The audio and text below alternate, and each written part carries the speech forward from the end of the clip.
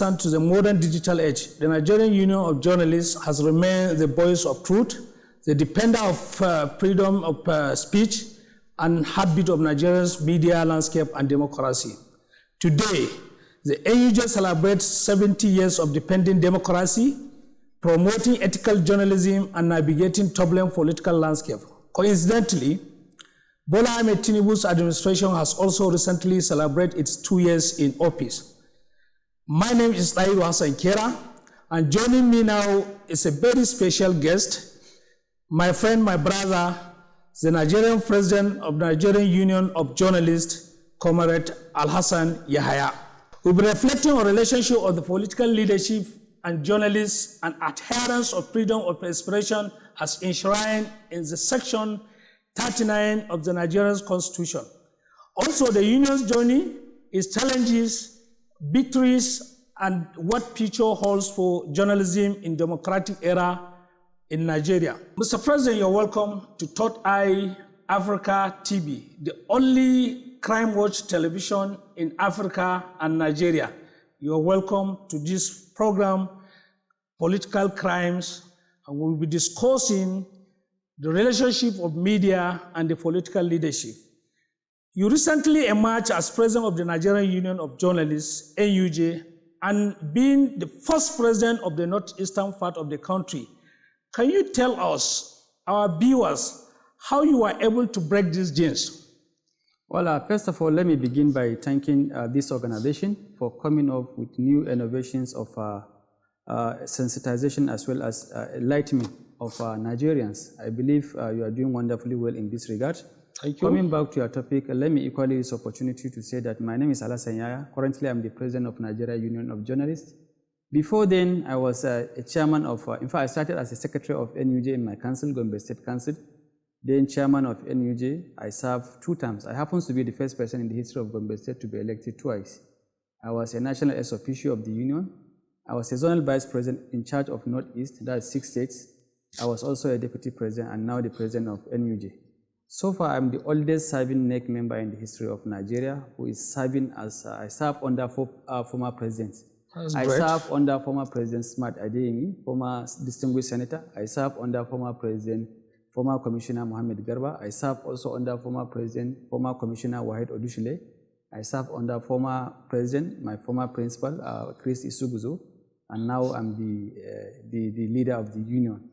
Well, I think I can say yes, it is true. I become the first person to be elected from the northeastern part of Nigeria. Today, we are as you know, we are celebrating 78th years anniversary of our great union with the sole aim of protecting Nigerian journalists. But the journey started around 1975 when some few colleagues of our profession who felt it is important to come up with new agitation to advocate for the safety and protection of journalists across the country. They come up with idea that leads to the establishment of what we call NUJ today. And I must commend them and appreciate them most sincerely for coming up with such ideas.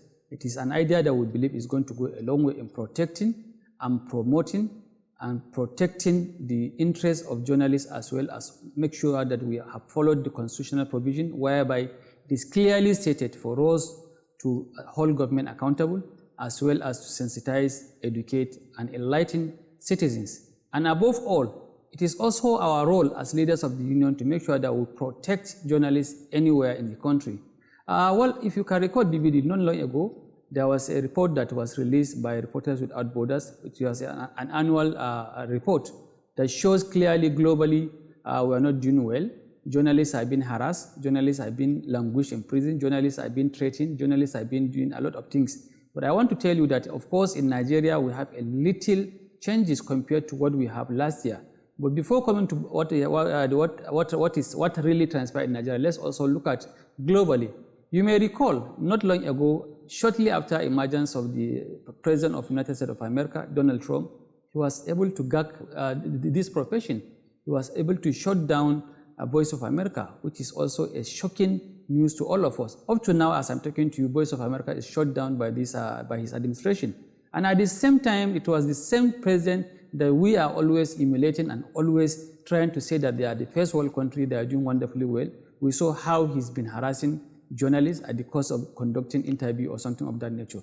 This is to tell you we are in a very audacious profession, a profession that people cannot get it easily. So I want to use this opportunity as well to also come back to what really transpired in this country. In Nigeria, yes, in 2025, the data shows that a lot of journalists were also harassed, but no journalist was killed based on our record, but a lot of journalists were also even arrested and even languished in prison. On my emergence as president of NUJ, I was able to make a case of 4 journalists who are being languished in prison because of what they publish in their personal blogs. Of course, I'm not an advocate of what they did. What they did is not journalism. I also call on journalists to strictly adhere to the code of ethics. They should follow the norms and values of this profession. At the end of the day, I was able to use the office and secure their release. So far, so good. And I want to use this opportunity as well to appeal to journalists. They should, as a matter of urgency, embark on knowledge so that they will be able to go a long way in enhancing the way we operate and enhancing the way we practice our profession in this country. Well, like the case you brought up now, where you were able to intervene in the case of about 4 journalists who had issue with the security, I think the union has, it is a kind of rule of engagement where an errant journalist can be sanctioned. Were there any sanctions to these journalists? Because you clearly said that you too are not happy with what they have done. In so many cases, when it comes to harassment and intimidation of journalists, more especially during elections and engagement with politicians, you find out that journalists are doing their lawful engagement. At the end of the day, the law enforcement, particularly police, will be used against them and other things. But looking at the 2 sides, you as a president of the union, and the union has its laws and other things, guidelines. I believe these laws where a journalist who found errant can be a kind of sanction. And as well, the security, the police, army, and even the politicians who use their own power to gag the media and intimidate journalists should also, in this case, should also be taken up by the Nigerian Union of Journalists as expected by the members and the members of the society, that's the public. Well, on my after assuming the job, I was able to come up with a blueprint of embarking on advocacy visits to few selected security agencies. You may recall, if you just recently I was with the National Security Advisor. The essence of that engagement is for us to see how we'll work together towards changing the way we operate. Let me use this opportunity most sincerely to appreciate the National Security Advisor for his role in the release of those journalists that I talked about.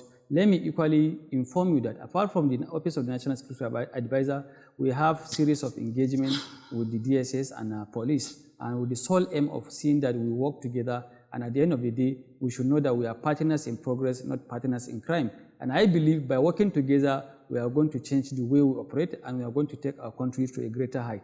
And at the same time, I want to use this opportunity as a matter of urgency to also remind our colleagues, let us embark on a new era of change, of coming up with what I call prioritizing issues around national security and national interest.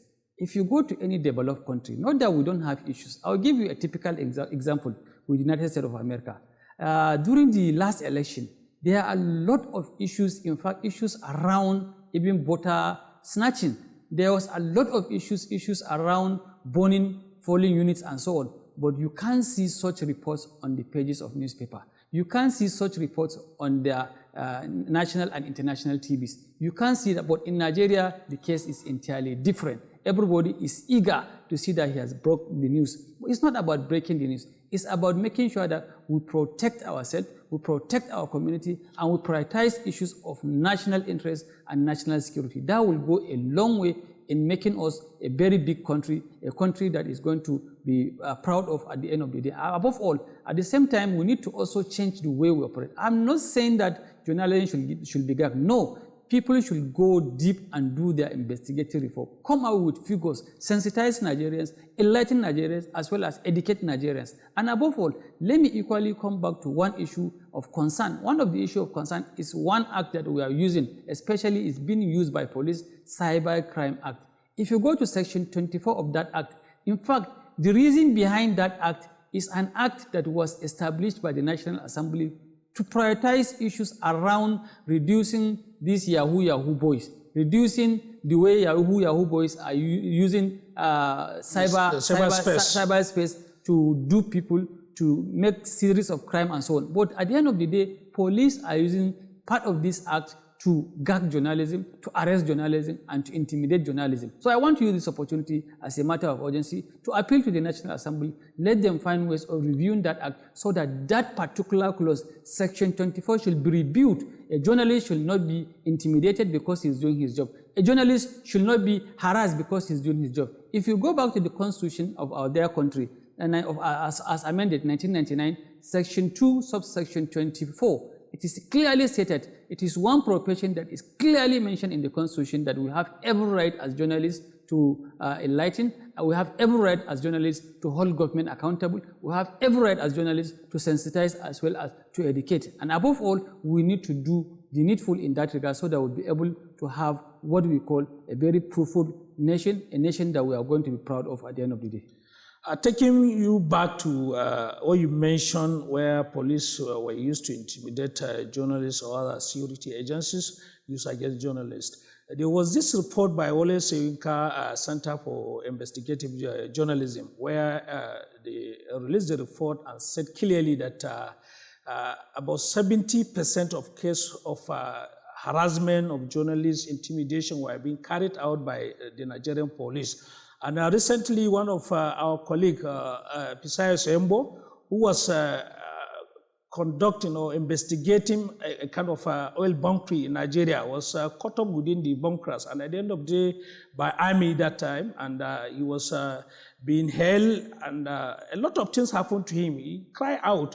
I don't know what the union are doing to make sure that the security agencies, particularly the police, where this report has clearly mentioned that they constitute 70% of the harassment. What is the union doing to make sure that the police allow the journalists to do their constitutional right, as you just stated? Well, like I told you, we have a blueprint, we have a strategy that we are adopting. And I don't want to preempt that strategy on air. But I believe it is a strategy that is going to go a long way in changing the way we operate as journalists. It is a strategy that is going to go a long way in making sure that journalism profession is being promoted as well as protected by both police, DSS, and other security apparatus in the country. But above all, we need to know, as a matter of urgency, as journalists, we have a duty of following what I said earlier on, code of ethics and code of profession. By doing that, we'll be able to protect ourselves and we'll be able to take our country to a greater height. But above all, issues of discipline. I told you, okay, I didn't tell you, but I think it is important for me to say it here, that we have what we call ethics and disciplinary committee at the national level, and at each of the particular council across the country, we have 36 plus Abuja, making 37 councils. We are supposed to have such committee, ethics and disciplinary committee, with the sole aim of at least making sure that journalists that are found wanting should be given sanctions, should be given a proper sanction as well as discipline based on what they have done to the community or based on what they have done to the society. In fact, some of them were even thinking of suspending them for a period of time, and I believe it is doable. And I want to assure you, when I was chairman of NUJ and Gombe State Council, we suspended a journalist for 6 months, and that journalist, after 6 months, he resumed work. I think it is important for all of us as journalists, as proprietors, as chief executives, as editors, as reporters, to be following the code of ethics like I told you earlier on. And at the same time, we should also have like what I call in-house disciplinary committee that will go a long way in making sure that we review the performance, we review the works of our colleagues at the end of the day with the sole aim of protecting the profession and making sure that that profession is being recognized as one of the best professions in the country. Well, at the same time, NUJ is celebrating its 70th year in practice. Mr. President Bola Ahmed Tinubu administration is celebrating its 2 years in office. How do you assess the relationship of the government and the media? Well, first of all, let me begin by also appreciating and congratulating Nigerian journalists for attaining what we call 78 years of profession. And it is a milestone achievement, and it is not something easy, and it is something that has a lot of issues, challenges, and successes. Let me also appreciate the past leaders of our great union for making their own contribution towards sustaining this profession, and I want to commend them for that. Sadly, some of them, or most of them, have passed on, and I want to use this opportunity to remind them that this year we are going to recognize all of them, those that are alive and even those that are dead, with the sole aim of appreciating the kind of services they rendered to the union. And at the same time, the union is coming up with another strategy of appreciating those that we feel they have paid their dues, in the sense that of giving a very quality, good leadership to the society. If you go through what the series of engagements we are going to do, we are going to appreciate some of the few selected ministers, some of the few selected chief executives, as well as some few selected governors that we feel they have played a critical role in promoting journalism profession in Nigeria. And at the same time, we're also going to consider a lifetime achievement awards to veteran journalists that we feel they have paid their dues at the course of their job. Some of them are governors, some of them are even former governors, some of them are still practicing journalists. Among them is a former governor of Ogun State, Olusegun Oshoba. And another person is also the current serving governor of Bauchi State, who is a journalist. And at the same time, we have another set of people who are like Professor Umaru Pate of Vice Chancellor University of Federal University of Kashare. Among others, there are many of them, and we believe they have given their own contribution towards sustaining what we call journalism profession in Nigeria. At the same time, we're also looking at ways of appreciating some few ministers that we feel they have done wonderfully well in the course of their job as leaders of as ministers in this country. We felt they have done a lot in that regards, and we are coming up with a few of them that are going to be recognized, and they are going to be awarded, and we felt it is key. And at the same time, we also want to embark on new series of advocacies. The essence of that is for us to see that we have changed the way we operate.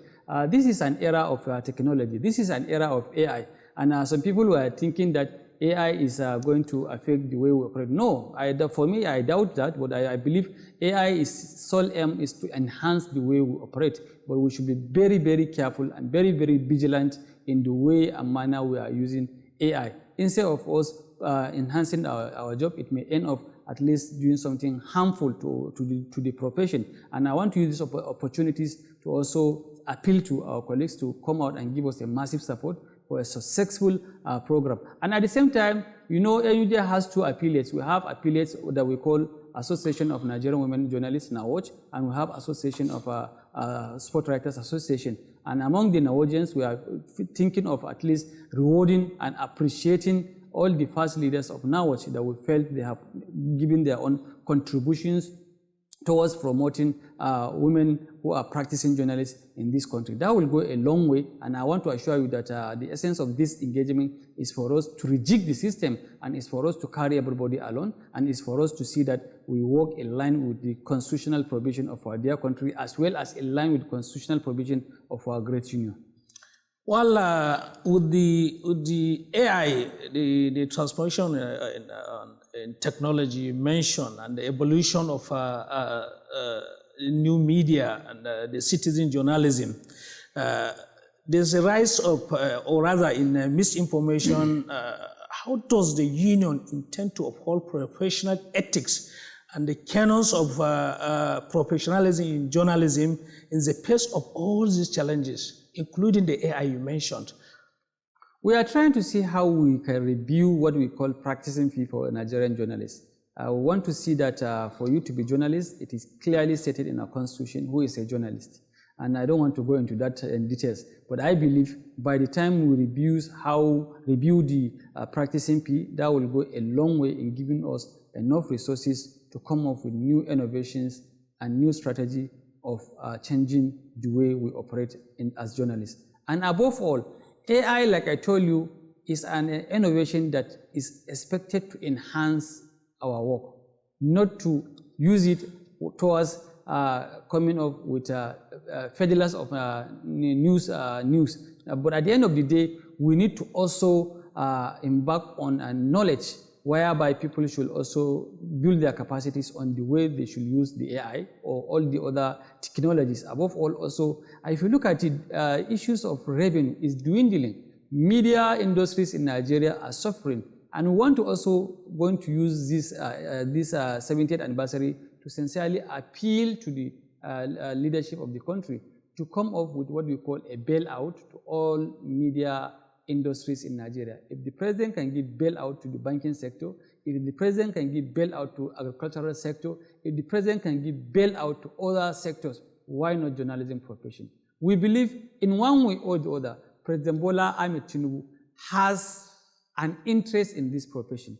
He was a proprietor of various media organizations in Nigeria. Of course, I don't know, maybe then before he became president. But I believe for him to establish media agencies in Nigeria, I think it is important. And this bailout is not going to compromise the way we operate. If you go to the United States of America, if you go to United Kingdom, if you go to France or Germany, there are provisions for giving bailouts to industries or media agencies in that country. But that does not mean that the agency or the organization will compromise. There is nothing like compromise. If you give me bailout, it's going to strengthen me and give me opportunity to work very hard and at the same time to hold the government accountable. Just because you assisted me doesn't mean that you are trying to gag me or you are trying to control me or you are trying to tell me to not to do as expected. I think it is important for this government to come out with this strategy. That strategy is going to go a long way in changing the way we practice as journalists in this country. Well, with the bailout, we all believe that it will go a long way in rejigging the profession. Like I said, issues of revenue is dwindling. You hardly get people paid for adverts in the media space in Nigeria.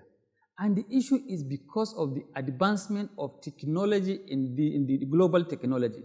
Most of those adverts are being controlled by the big giants like Google, other big giant industries who are handling the adverts. So you hardly benefit from such adverts until you have reached a certain level of requirement.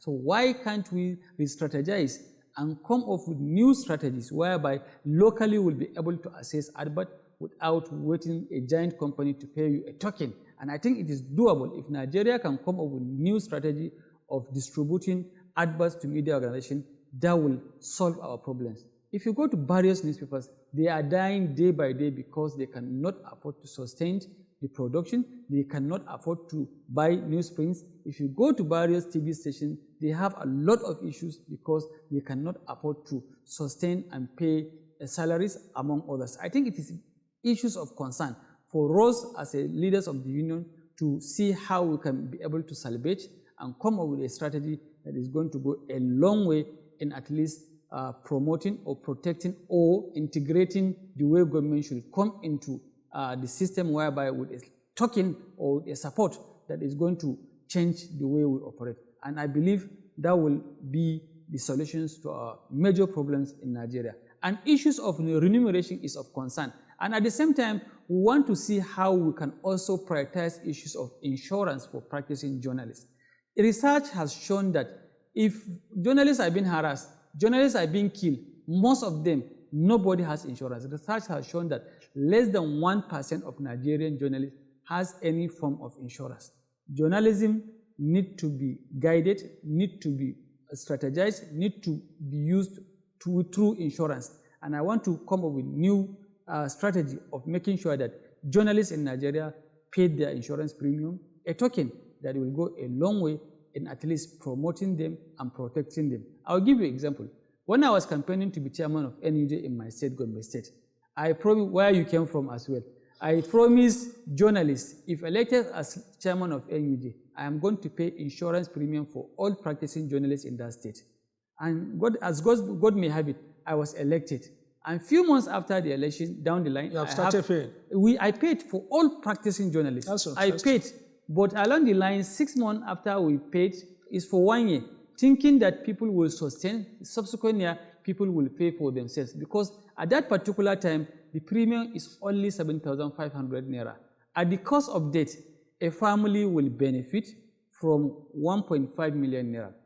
One of our colleagues, who is a very young journalist, very junior staff, died. After his death, I was able to present a check of 1.5 million naira. Google it, you'll see it on Google. His family? Yes, to his family. As I'm telling you, out of that money, we paid school fees for his 2 children he left behind for 5 years. We also bought a house at that particular time of 1.2 million naira. But today, the wife is still living in that house. And that house today is worth almost 20 million naira. And his benefit from where he works is less than 300,000 naira to 400,000 naira at that particular time. So it was because of that premium that we paid for him, and he benefited. Of course, death is inevitable. Everybody will die. People will say, okay, why are you paying insurance? I will not benefit after I. Of course, death is inevitable. You don't know whether all of us will die one day. So at the end of the day, we need to change the way we think. We can spend 10,000, 20,000, 15,000 socializing, but we cannot afford to pay 50,000 naira for insurance for ourselves. 1. 2, we need to come up with another strategy of health insurance. Health insurance is of concern and is of importance to all journalists in Nigeria. I must commend former president of this country, Olusegun Obasanjo, for coming up with health insurance into our country. NHIA is doing wonderfully well, despite the fact that they have their own issues. I don't want to go into that. But if you look at it critically, it is one system that is helping civil servants today. If you are sick, you will go to the hospital. Your wife will also go to the hospital with your 4 children who are under 18. So I want to come up with new innovations whereby journalists across the country will also be paying health insurance premium, whereby at the end of the day, they will benefit with their family. With the sole aim of 3 objectives. 1 is to increase what we call universal health coverage. 2, to reduce what we call maternal mortality. 3, to give access to journalists to get quality healthcare services from primary healthcare to the secondary healthcare up to the tertiary healthcare. And I believe it is doable. And I cannot do it alone. We'll do it together as chief executives. We'll do it together as chairman and secretaries of NUJ from Barrios Council. We'll do it together as zonal vice president of NUJ Council from the 6 zones. And we'll do it together in collaboration with the government of the day. And I think it is of importance. I must also appreciate the Minister of Health for prioritizing issues around that. And I believe it is a global practice that Nigeria is trying to adapt, and I believe Nigeria is signatory to that. We can support our country to achieve that objective by making sure that we increase what we call universal health coverage of our dear country. Well, thank you so much. You know, these are so much good ideas, more especially the insurance scheme and other things. But you have to understand the issue of, you even mentioned it in the course of your discussion, that most of the organizations are not being paying salaries, there's no job security for journalists. How do you expect someone that is not being fed his monthly salary can take 7,000 monthly to key into the insurance and other things? As it is now, NUJ is in discussions with the National Assembly. We are coming off with a new bill that we call Media Enhancement Bill. That bill was there before. At the 7th Assembly, the bill has reached 2nd reading, but it was killed. So this time around, we are changing strategy. We are involving all the stakeholders, all the sister organizations that are in line with our profession, either Guild of Editors, Ratau, IPI, and as well as other national NGOs that are working in line with our own profession to give their input in that bill. And at the end of the day, we are going to present the bill. And already we have identified a few members who are going to sponsor the bill. We are hopeful that if that bill scales through, it is going to be a changing narrative for the way we practice. That bill is going to come up with new salary scale for practicing journalists in this country. And I believe it is doable. Government should give us the bill and we will find ways of implementing that bill. This is one strategy we feel it is also of importance to our profession in this country. It is our hope and prayer. Everybody will give us support for us to achieve that objectives in future. Well, thank you, Mr. President. If you are just joining us, we've been discussing with the National President of Nigerian Union of Journalists, Comrade Alhassan Yahaya, And we're going for a short break, and when we return, we dwell more on the issues regarding the politics, democracy, and journalism in Nigeria.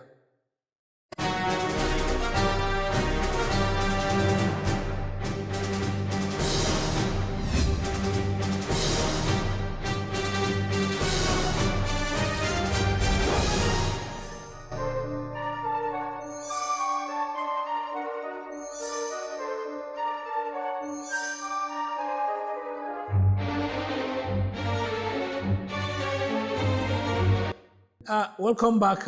This is Third Eye Africa TV, the first crime watch television in Africa and Nigeria inclusive.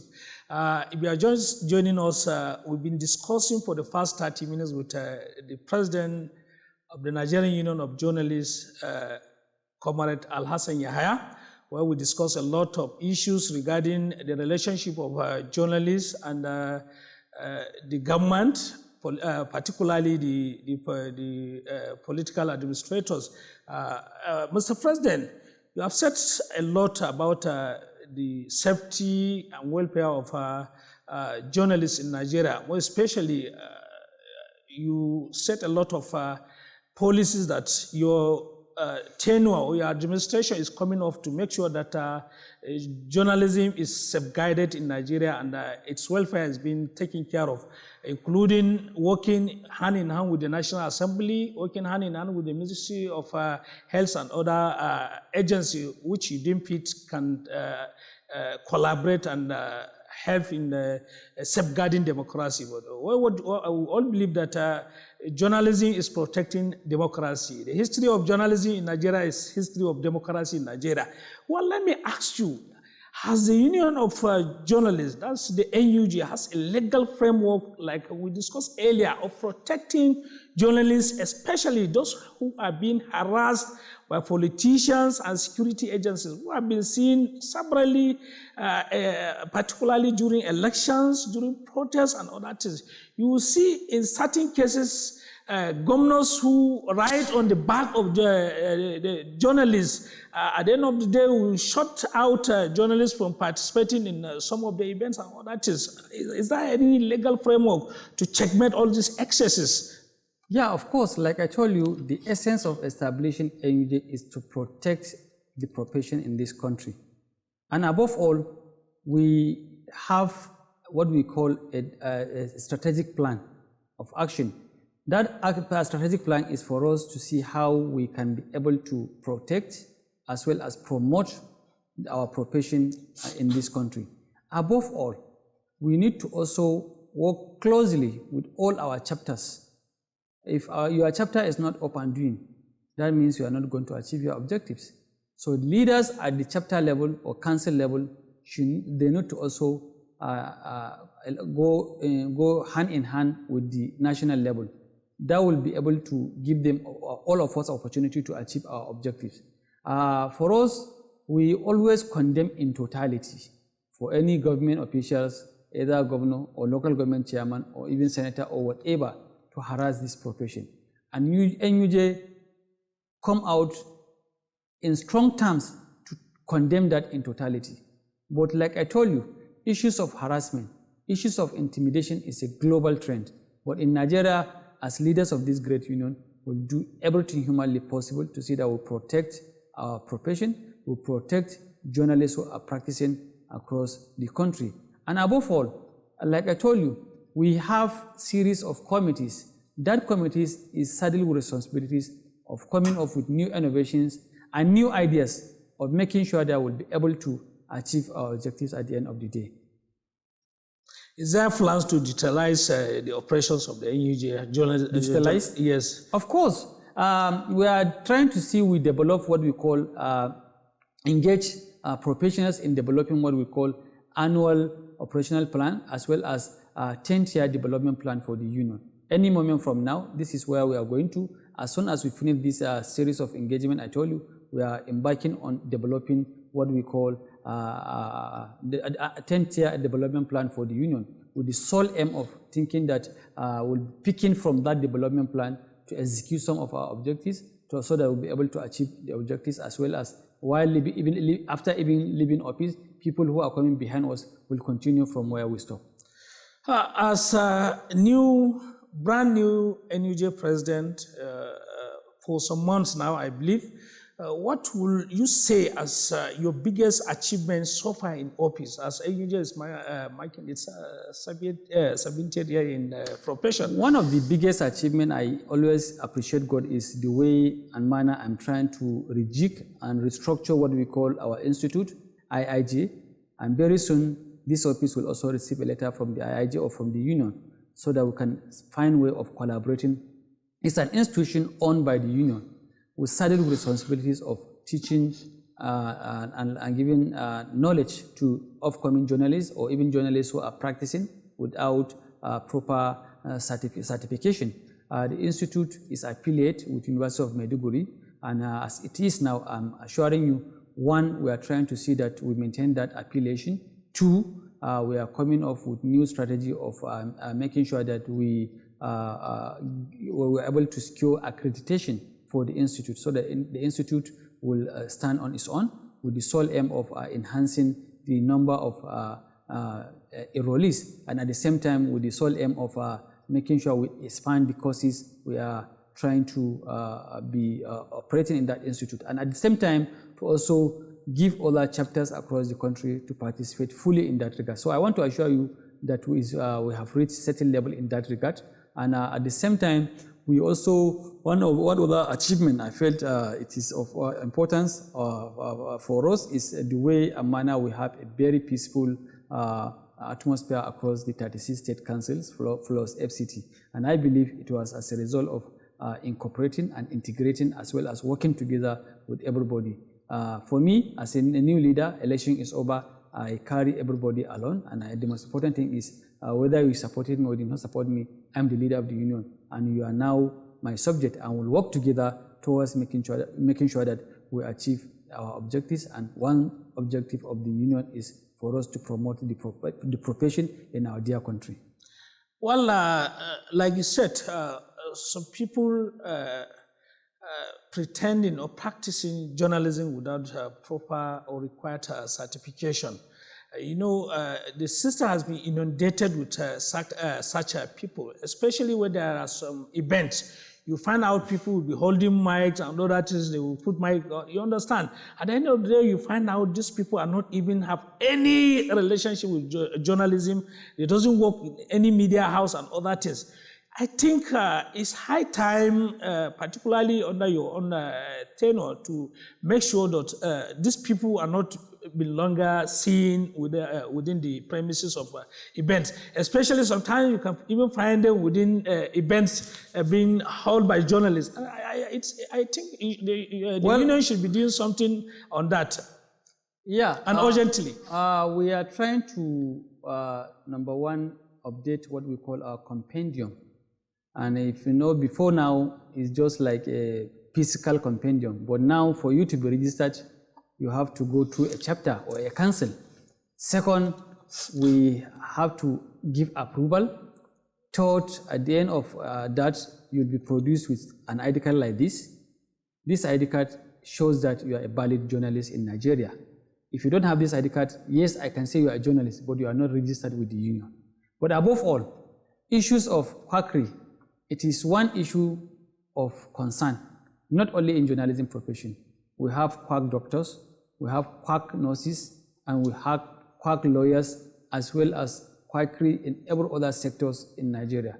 But for us in our own profession, we are trying to see that we sanitize the system, whereby we are coming up with committees from all councils across the country, so that we can rescreen our members. And at the end of the day, members who believe they are valid should obtain what we call the NUJ ID card.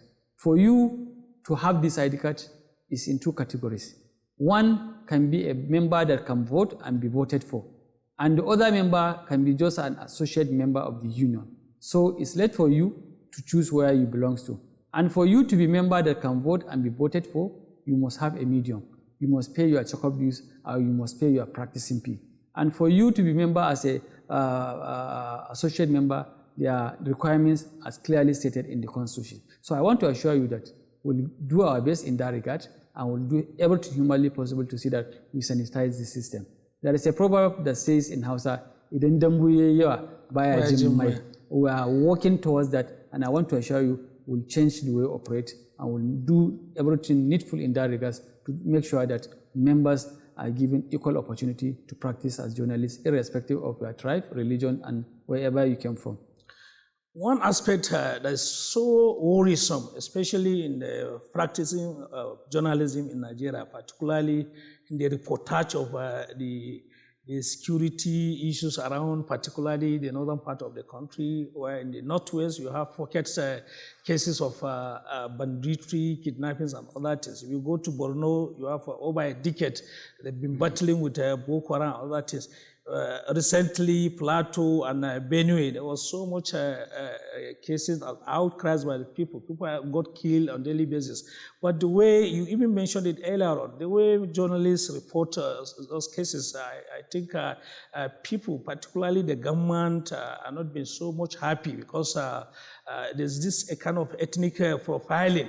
You know, they will be attacked and the headlines will be Fulani headsmen, all that. You understand? I think you said it earlier on, but I believe your union, the organization, will be doing something to make sure that journalism are reporting the positive aspect of the whole operation, because that has to do with the image of the nation in the outside world. Remember, apart from the union, we have other regulatory agencies. We have a press council and we have NBC.